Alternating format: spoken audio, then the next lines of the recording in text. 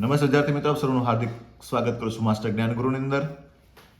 આજનો વિષય છે વિજ્ઞાન અને ટેકનોલોજી, બરાબર. પેપર સોલ્યુશન ધોરણ 10. ખાસ રાહ જોતા હતા આપણે કે વિજ્ઞાન પેપર કેવું હશે, અઘરું નીકળશે, સહેલું નીકળશે.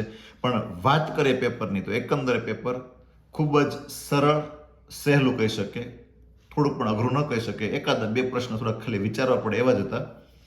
એટલે આશા રાખું તમને આ વિડીયો પસંદ આવશે. આન્સર કી લઈને આવ્યો છું. સેક્શન એ ની ને સેક્શન બીસીમાં અમુક પ્રશ્ન આપણે ચર્ચા કરવી છે.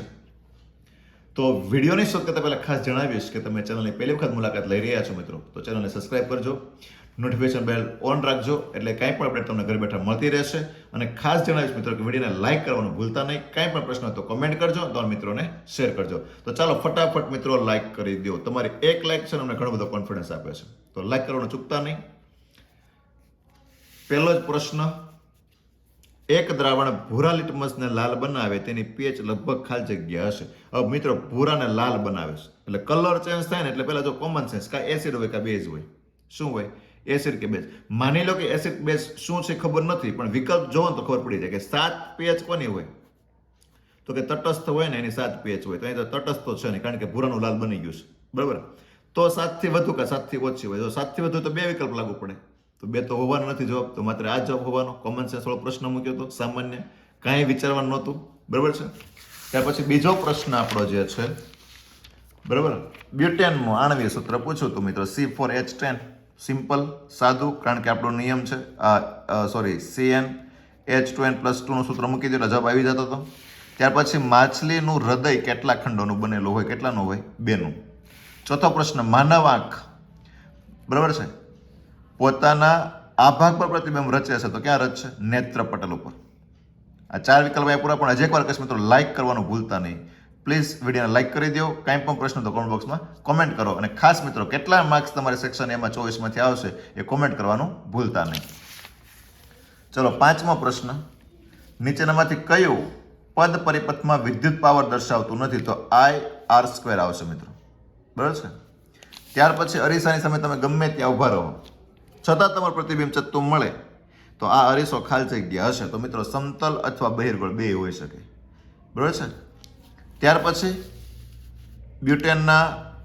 બ્યુટેનોન 4 કાર્બન ધાતુ સંયોજન છે કે જેમાં ક્રિયાશીલ સમૂહ કયો હશે? નોન શબ્દ આવ્યો એટલે કીટોન જ હોય મિત્રો. શું હોય? કીટોન. ત્યાર પછી 1 kWh બરાબર ખાલી જગ્યા જૂલ, તો 3.6 × 10⁶.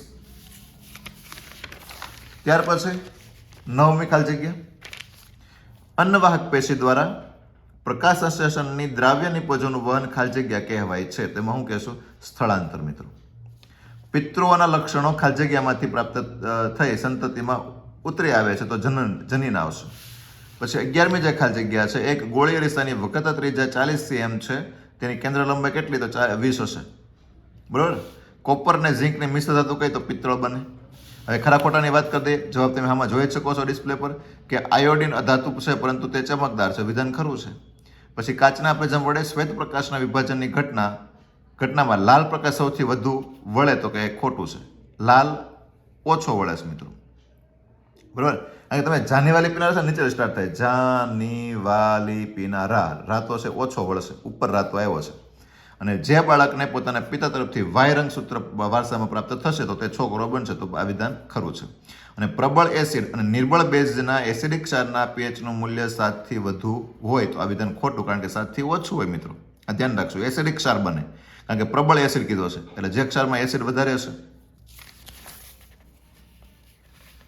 ત્યાર પછી એક વાક્યના પ્રશ્નો પણ હજી એકવાર કહીશ કે મિત્રો લાઇક કરવાનું ભૂલતા નહીં. પ્લીઝ લાઇક કરી દો. કાંઈ પણ પ્રશ્ન હોય તો કોમેન્ટ કરો, તો મિત્રોને શેર કરવાનું ભૂલતા નહીં. 2 ચેતાકોષો વચ્ચે આવેલ ખાલી ભાગને શું કહેશું? તો ચેતોપાગમ કહેશું, બરાબર. વાસ્તવિક સૂર્યાસ્ત અને દેખીતા સૂર્યાસ્ત વચ્ચેનો સમયગાળો કેટલો હોય? તો 2 મિનિટનો હોય મિત્રો. અને મેન્ડલના વટાણાના પ્રયોગમાં બીજી પેઢી દરમિયાન મળતી સંતતિના બંધારણ T capital, T capital, small T, TT છે. તેમાંથી પ્રભાવી બંધારણ આ બે, પહેલા 2 પ્રભાવી છે અને બીજું છે પ્રચ્છન્ન આવશે મિત્રો. ત્યાર પછી વોલ્ટમીટર, બરાબર છે, વિદ્યુત સ્થિતિમાન તફાવત માપવા માટે. અને જોડકાની વાત કરીએ તો બંને જોડકા સરળ અને સિમ્પલ હતા. કરોડરજ્જુ માટે પરાવર્તી ક્રિયા અને લંબમજ્જા માટે લાળ રસનું ઝરવું અને ઉલટી થવી. અને ઘાસ છે એ ઉત્પાદકો છે અને હરણ છે એ પ્રાથમિક ઉપભોગીઓ છે જે ઘાસને ખાય છે. તો સામાન્ય જોડકું હતું. એ વિભાગ એ આપણો પૂરો થાય છે. હજી એકવાર કહો મિત્રો, લાઇક કરવાનું બાકી હોય તો લાઇક કરી દો, કાંઈ પણ પ્રશ્ન તો કોમેન્ટ કરો અને તમારા મિત્રોને શેર કરવાનું ભૂલતા નહીં. વિભાગ બીના ખાલી પ્રશ્નોને એવું ચર્ચા કરી લઈએ મિત્રો. તો મેગ્નેશિયમની પટ્ટીને હવામાં સળગાવતા પહેલા શા માટે સ્વચ્છ કરવી? તો કે મેગ્નેશિયમ ઓક્સાઇડનું પડ જામી ગયું હોય તે દૂર કરવા માટે આવું લખવાનું હોય, બરાબર. પછી અહીંયા એક્સ ને ઓળખો તો એસ છે ફેરસ ઓક્સાઇડ અથવા Fe2O3 બંને ચાલે મિત્રો. અને પ્રક્રિયાનું નામ તો કે થર્મિટ પ્રક્રિયા છે. અને સમીકરણ શું? તો Fe2O3 અને 2Al અને 2Fe Al2O3 પ્લસ ઉષ્મા, આ 3 જવાબ આવશે આપણે નિપજ તરીકે. પછી અમીબામાં દ્વિભાજન આવે છે અને પ્લેનેરિયામાં પુનર્જનન આવે છે, બરાબર.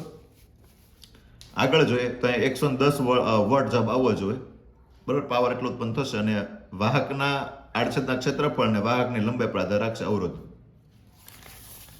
ત્યાર પછી વિભાગ સીમાં અમુક જવાબ તો ફટાફટ કહી દઉં છું મિત્રો.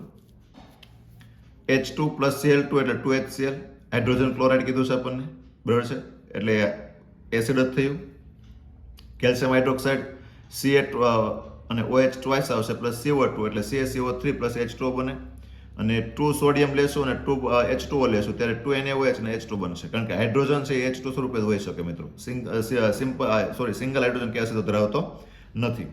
પછીનો પ્રશ્ન, ભૌતિક ગુણધર્મો સહેલા હતા, ક્ષારણ પણ સહેલું હતું અને આપણને જે ગ્રંથિઓ છે એના નામ લખવાના હતા અને અંતઃસ્ત્રાવના નામ હતા અને તેનું કાર્ય હતું, તો એ પણ પ્રશ્ન સહેલો છે મિત્રો.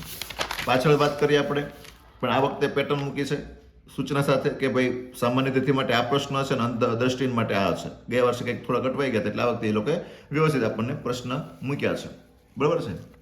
તો વિભાગ ડી પણ તમે જોઈ શકો બધા જ પ્રશ્નો સરળ હતા. ખાલી એક આકૃતિની ચર્ચા કરી લઈએ. તો એ અન્નળી છે, બી જઠર છે, સી યકૃત છે, ડી નાનું આંતરડું છે. પણ અહીંયા ધ્યાન રાખશો મિત્રો, 4ના નામ લખ્યા પછી બી માં થતી પાચન ક્રિયા આપણે સમજાવે એટલે જઠરના પણ એના 2 માર્ક્સ આના હતા, 2 માર્ક્સ આના હતા, બરાબર છે. ત્યાર પછી પાછળ પણ એક પ્રશ્ન એવો હતો કે એને તમે ભૂલ ન કરો એટલા માટે યાદ કરાવી દઉં કે માનવ આંખની નામ નિર્દેશનવાળી આકૃતિ દોરવાની, એના 2 માર્ક્સ, કેનું નેત્રમણીનું કાર્ય એટલે બંનેના 1 માર્ક્સ, તો આપણને 4માં 4 મળે. અને અહીંયા છેલ્લો પ્રશ્ન લગભગ બધાને આપણો ફેવરિટ છે જ. તો ચાલો ફટાફટ કોમેન્ટ કરી દો કોને કેટલા માર્ક્સ આવવાના છે.